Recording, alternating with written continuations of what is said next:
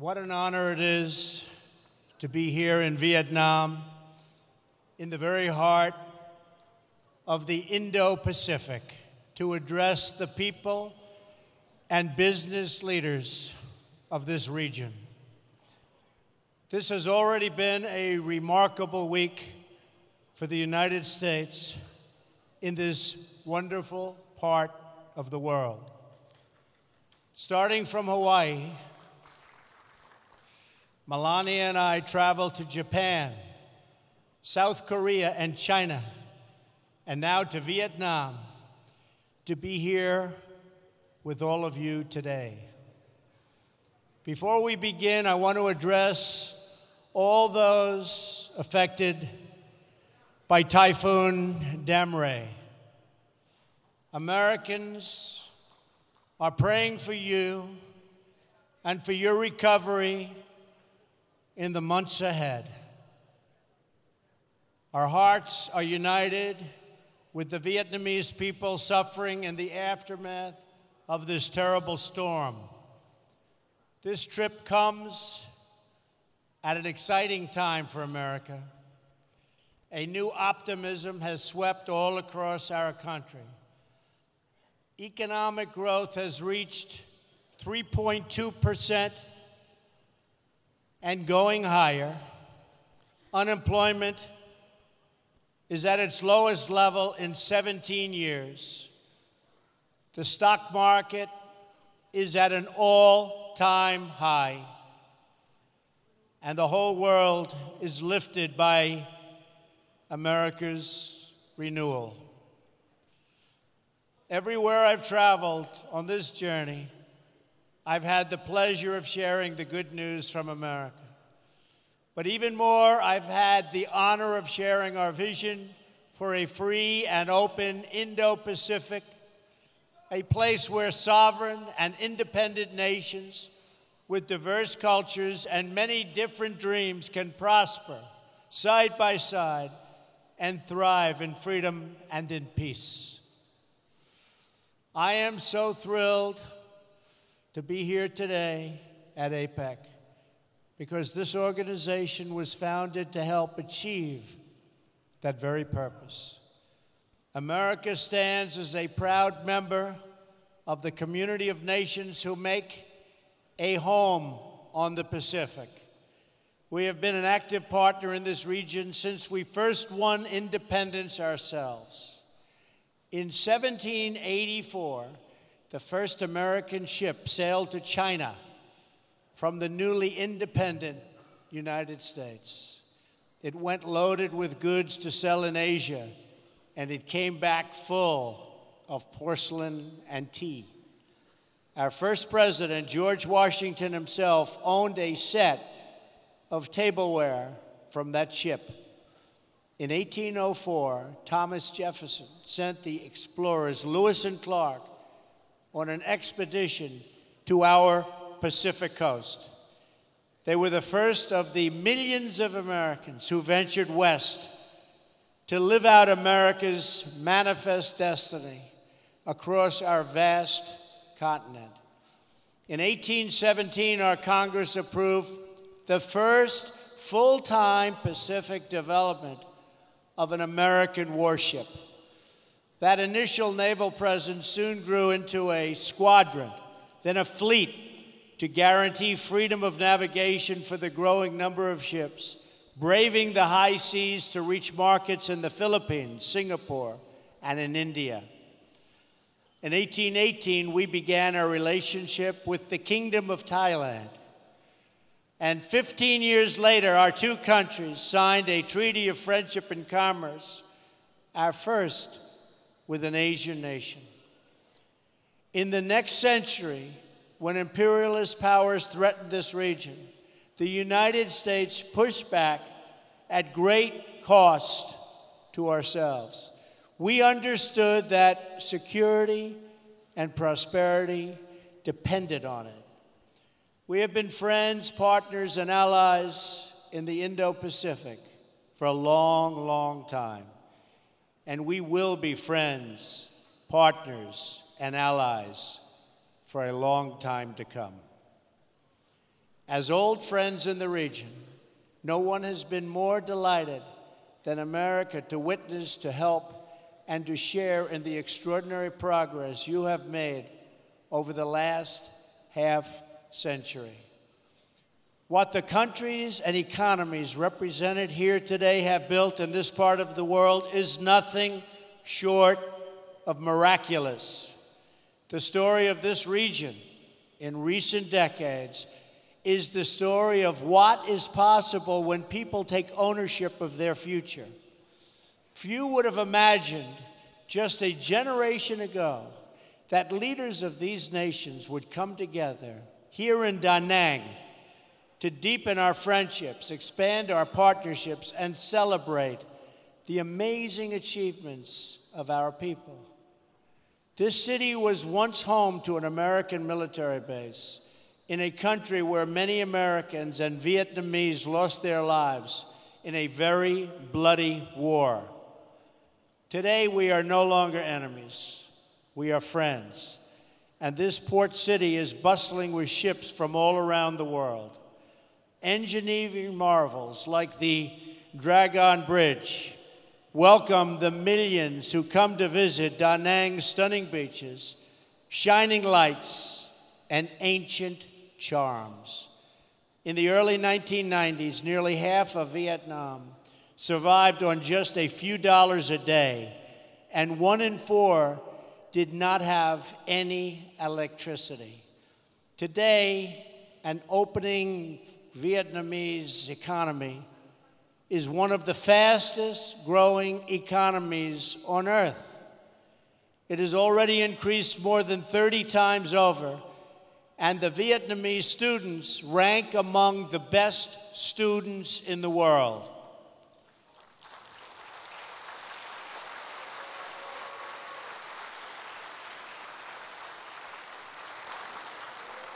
And that is very impressive. This is the same story of incredible transformation that we have seen across the region. Indonesians for decades have been building domestic and democratic institutions to govern their vast chain of more than 13,000 islands. Since the 1990s, Indonesia's people have lifted themselves from poverty to become one of the fastest growing nations of the G20. Today, it is the third largest democracy on earth. The Philippines has emerged as a proud nation of strong and devout families.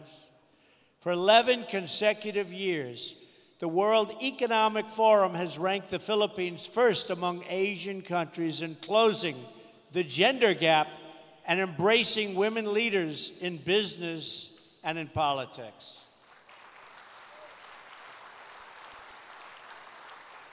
The Kingdom of Thailand has become an upper middle income country in less than a generation. Its majestic capital of Bangkok is now the most visited city on earth. And that is very impressive. Not too many people here from Thailand.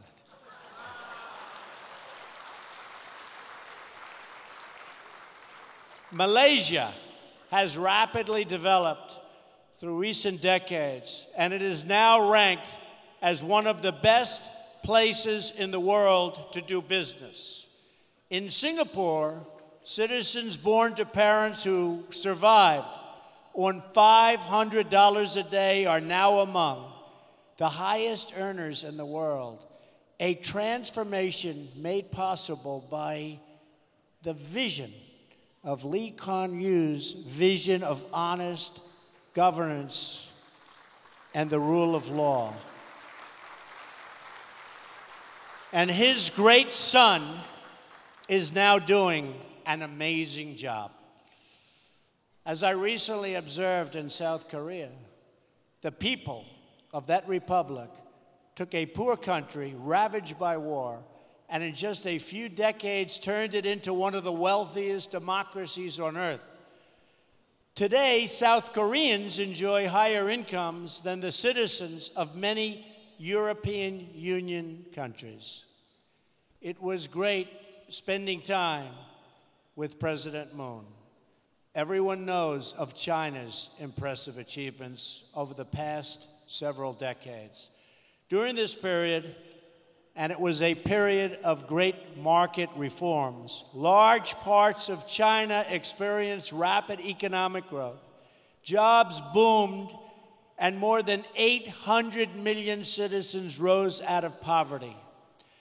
I just left China this morning and had a really productive meeting and a wonderful time with our gracious host, President Xi. And as I saw on my first stop of this trip, in Japan, we see a dynamic democracy in a land of industrial, technological, and cultural wonders. In fewer than 60 years, that island nation has produced 24 Nobel Prize winners for achievements in physics, chemistry, medicine, literature, and the promotion of peace.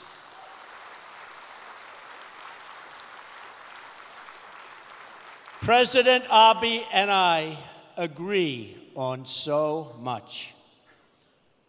In the broader region, countries outside of APEC are also making great strides in this new chapter for the Indo-Pacific. India is celebrating the 70th anniversary of its independence. It is a sovereign democracy, as well as, think of this, over 1 billion people. It's the largest democracy in the world. Since India opened its economy, it has achieved astounding growth and a new world of opportunity for its expanding middle class. And Prime Minister Modi has been working to bring that vast country and all of its people together as one. And he is working at it very, very successfully indeed.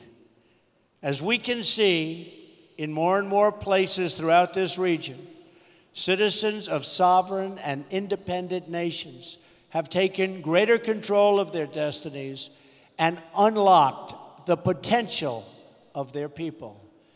They pursued vision of justice and accountability, promoted private property and the rule of law, and embraced systems that value hard work and individual enterprise. They built businesses. They built cities. They built entire countries from the ground up.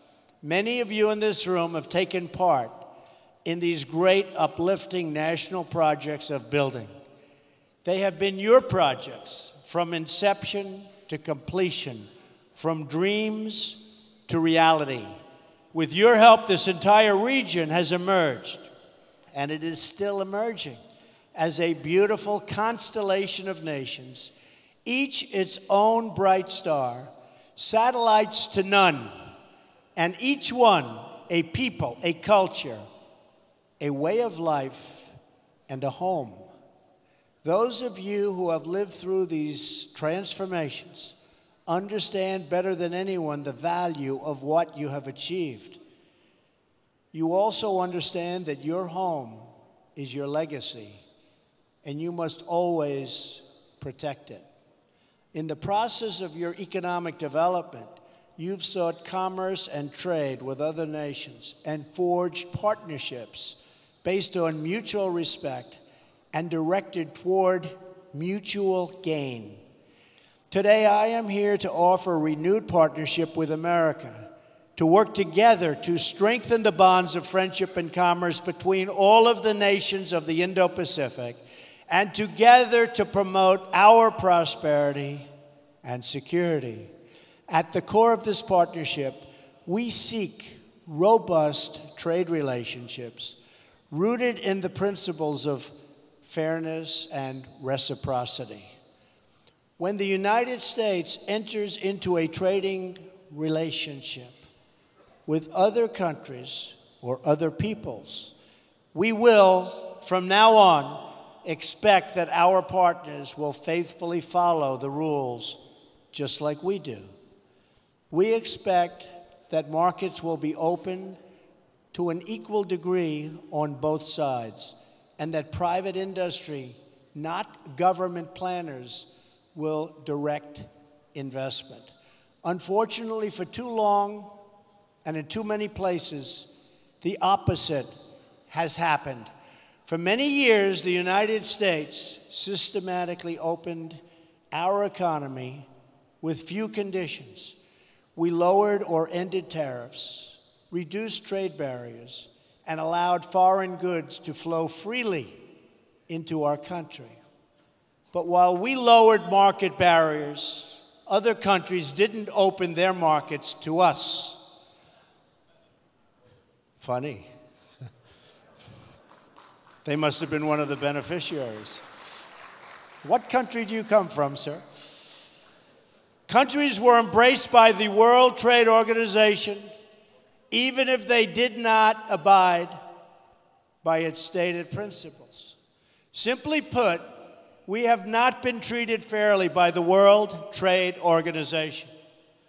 Organizations like the WTO can only function properly when all members follow the rules and respect the sovereign rights of every member. We cannot achieve open markets if we do not ensure fair market access. In the end, unfair trade undermines us all. The United States promoted private enterprise, innovation, and industry. Other countries use government-run industrial planning and state-owned enterprises. We adhere to WTO principles on protecting intellectual property and ensuring fair and equal market access. They engaged in product dumping, subsidized goods, currency manipulation, and predatory industrial policies. They ignored the rules to gain advantage over those who followed the rules, causing enormous distortions in commerce and threatening the foundations of international trade itself. Such practices, along with our collective failure to respond to them, hurt many people in our country and also in other countries. Jobs, factories, and industries were stripped out of the United States and out of many countries in addition. And many opportunities for mutually beneficial investments were lost because people could not trust the system. We can no longer tolerate these chronic trade abuses, and we will not tolerate them. Despite years of broken promises, we were told that someday soon everyone would behave fairly and responsibly. People in America and throughout the Indo-Pacific region have waited for that day to come, but it never has. And that is why I'm here today, to speak frankly about our challenges and work toward a brighter future for all of us. I recently had an excellent trip to China, where I spoke openly and directly with President Xi about China's unfair trade practices and the enormous trade deficits they have produced with the United States. I expressed our strong desire to work with China to achieve a trading relationship that is conducted on a truly fair and equal basis. The current trade imbalance is not acceptable. I do not blame China or any other country, of which there are many, for taking advantage of the United States on trade. If their representatives are able to get away with it, they are just doing their jobs. I wish previous administrations in my country saw what was happening and did something about it. They did not, but I will. From this day forward, we will compete on a fair and equal basis. We are not going to let the United States be taken advantage of anymore. I am always going to put America first, the same way that I expect all of you in this room to put your countries first.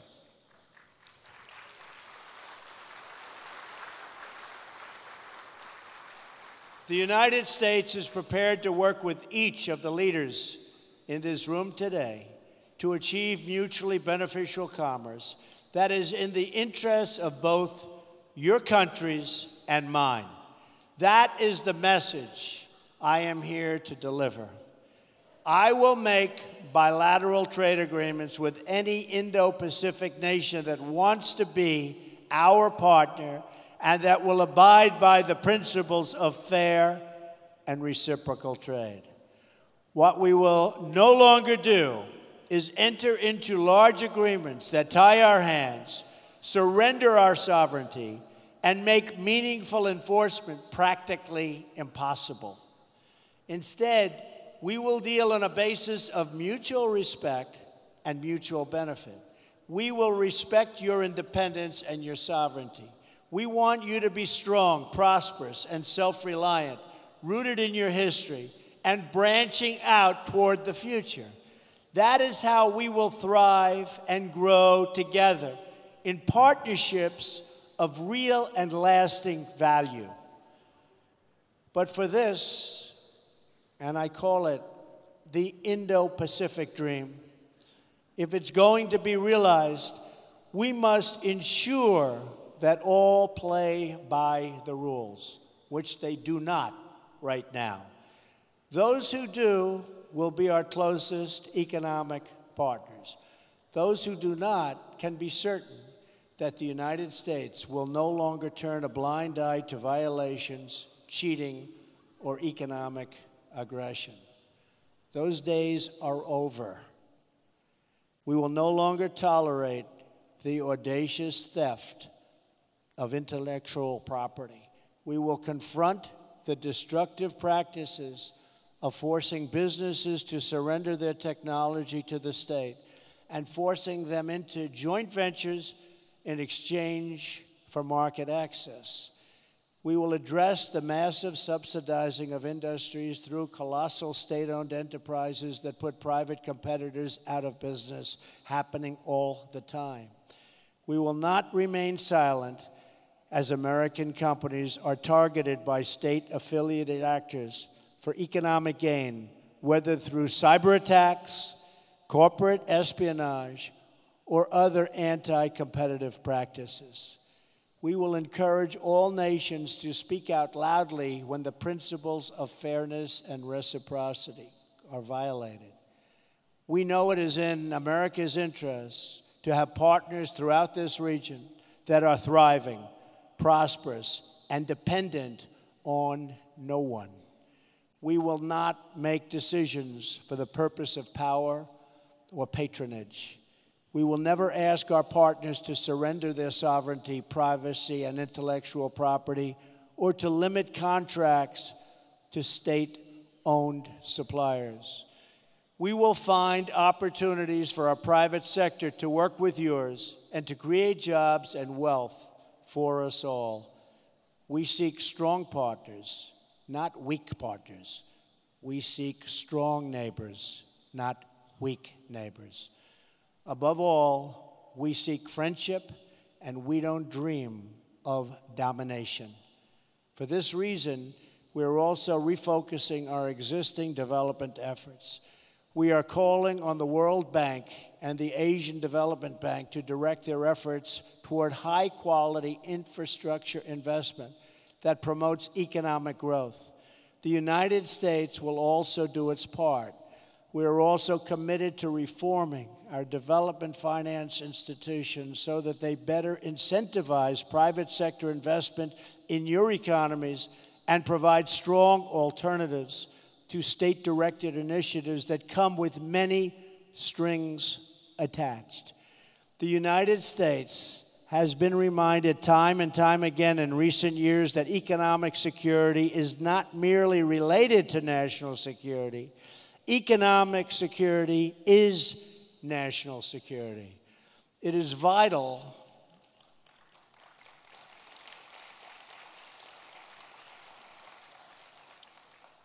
to our national strength.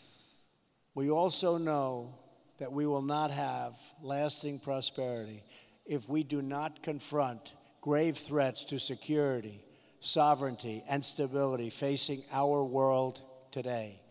Earlier this week, I addressed the National Assembly in Seoul, South Korea, and urged every responsible nation to stand united in declaring that every single step the North Korean regime takes toward more weapons is a step it takes into greater and greater danger. The future of this region and its beautiful people must not be held hostage to a dictator's twisted fantasies of violent conquest and nuclear blackmail. In addition, we must uphold principles that have benefited all of us, like respect for the rule of law, individual rights, and freedom of navigation and overflight, including open shipping lanes. 3 principles, and these principles create stability and build trust, security, and prosperity among like-minded nations. We must also deal decisively with other threats to our security and the future of our children, such as criminal cartels, human smuggling, drugs, corruption, cybercrime, and territorial expansion. As I have said many times before, all civilized people must come together to drive out terrorists and extremists from our societies, stripping them of funding, territory, and ideological support. We must stop radical Islamic terrorism. So let us work together for a peaceful, prosperous, and free Indo-Pacific. I am confident that together, every problem we have spoken about today can be solved and every challenge we face can be overcome. If we succeed in this effort, if we seize the opportunities before us and ground our partnerships firmly in the interests of our own people, then together we will achieve everything we dream for our nations and for our children. We will be blessed with a world of strong, sovereign, and independent nations, thriving in peace and commerce with others. They will be places where we can build our homes and where families, businesses, and people can flourish and grow. If we do this, we will look at the globe half a century from now, and we will marvel at the beautiful constellation of nations, each different, each unique, and each shining brightly and proudly throughout this region of the world. And just as when we look at the stars in the night sky, the distance of time will make most of the challenges we have and that we spoke of today seem very, very small. What will not seem small, what is not small, will be the big choices that all of our nations will have to make to keep their stars glowing very, very brightly. In America, like every nation that has won and defended its sovereignty, we understand that we have nothing so precious as our birthright, our treasured independence, and our freedom. That knowledge has guided us throughout American history. It has inspired us to sacrifice and innovate. And it is why today, hundreds of years after our victory in the American Revolution, we still remember the words of an American founder and our second president of the United States, John Adams. As an old man, just before his death, this great patriot was asked to offer his thoughts on the 50th anniversary of glorious American freedom. He replied with the words, "Independence forever." It's a sentiment that burns in the heart of every patriot and every nation. Our hosts here in Vietnam have known this sentiment not just for 200 years, but for nearly 2,000 years.